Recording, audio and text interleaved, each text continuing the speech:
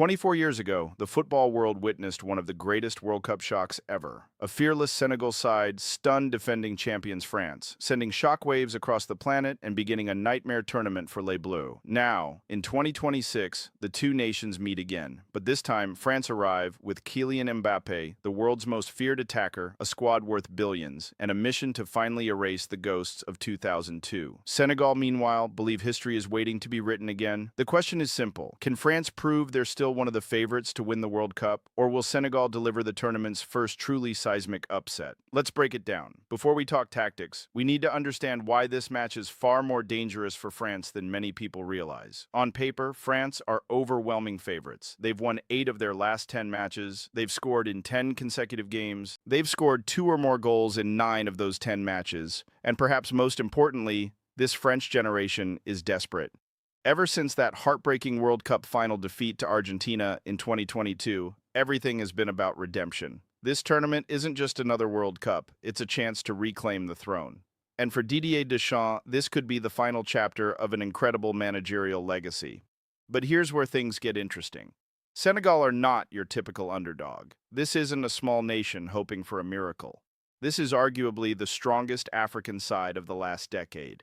AFCON champions, World Cup veterans, a squad filled with players from Europe's top leagues.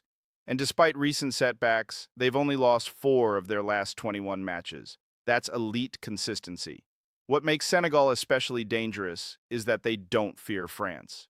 Many teams enter matches against the French carrying psychological baggage. Senegal carry confidence, because they already know what it feels like to beat them. And that memory matters, especially on the biggest stage. But can history really repeat itself? Or has French football evolved too far since that famous night in 2002? That's where the tactical battle begins. Before we dive into formations and player matchups, we need to revisit the story everyone will be talking about. The year was 2002. France entered the tournament as defending world champions. Most experts expected them to dominate. Instead, a tournament debutante called Senegal shocked the world. Papa Bouba Diop scored, France lost, and everything collapsed.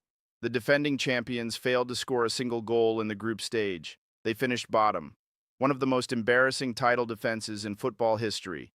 Meanwhile, Senegal became heroes. They reached the quarterfinals, inspired an entire continent, and created a football fairy tale that still lives today. Fast forward 24 years, different players, different coaches, different generation, but the memory remains. And football has a strange way of remembering unfinished stories, which raises a fascinating question. Are France walking into another trap, or are they about to settle an old score? Now let's get into the chess match. France are expected to line up in a 4-2-3-1. Mbappe leads the line, Dembélé on one side, Michael Olise on the other, Désiré Doué operating between the lines. Behind them sits the double pivot of Tchouaméni and Rabiot.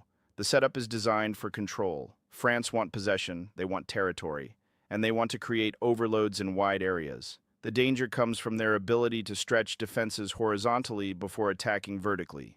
Olise and Dembélé force defenders wide.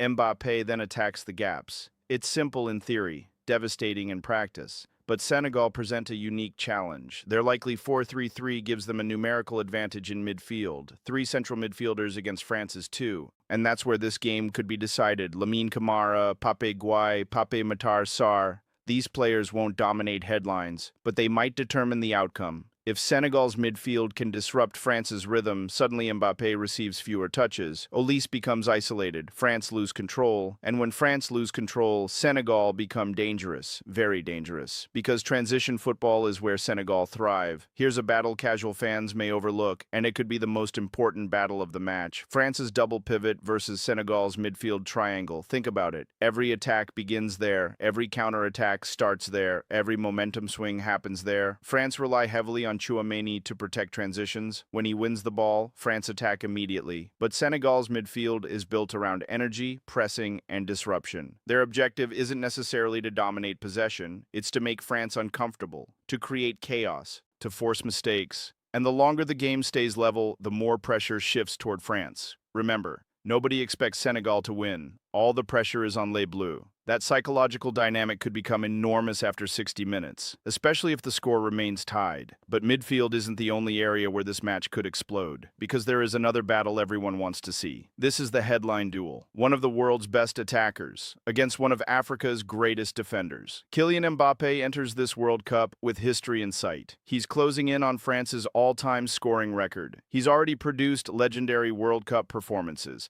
and he thrives under pressure. Big stage, bright lights, massive expectations, that's where Mbappe is at his best.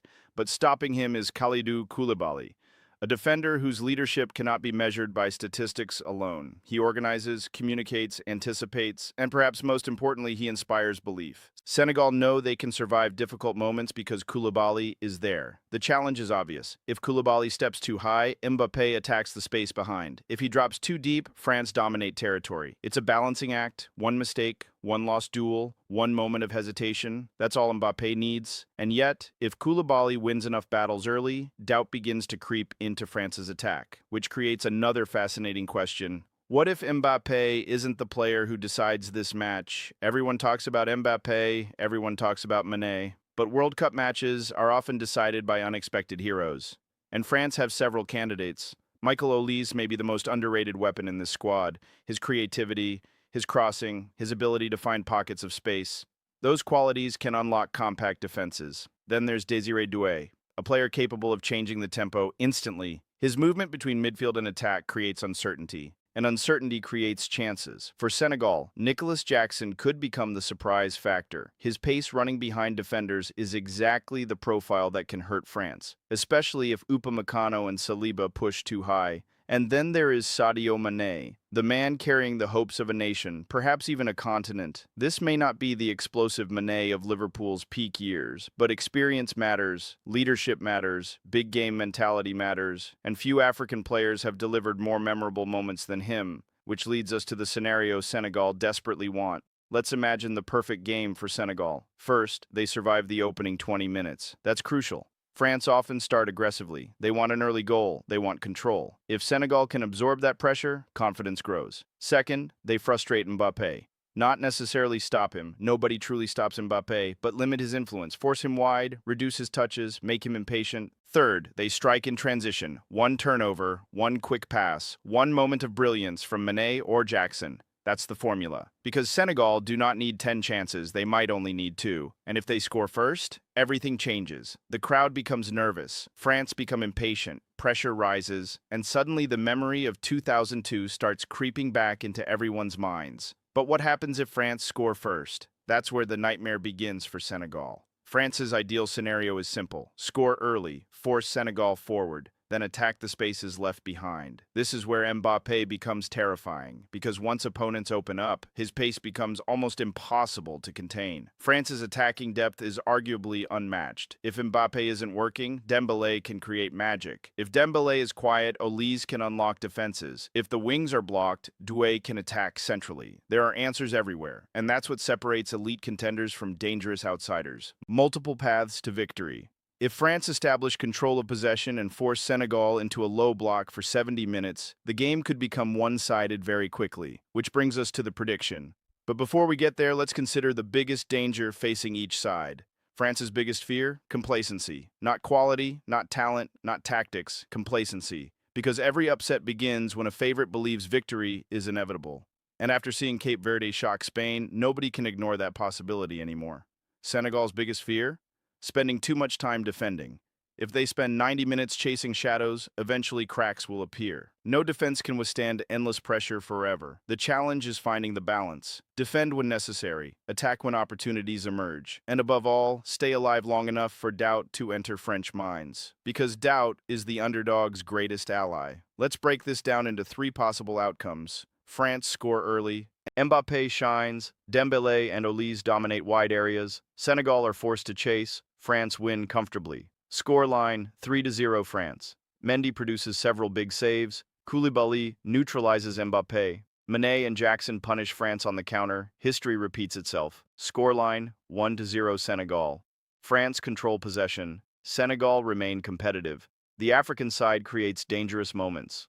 But France's attacking quality eventually proves decisive. Scoreline 2-1 France. This feels far closer than many people expect. Senegal possess enough quality, experience, and athleticism to trouble any team in the world. They have leaders, they have pace, they have belief. Most importantly, they have nothing to fear. But tournament football often comes down to one thing: difference makers, and France simply have more of them. Mbappé, Dembélé, Olise, Doué, Chouameni. The depth is extraordinary. Senegal will make life difficult. They will create moments of danger. They may even score.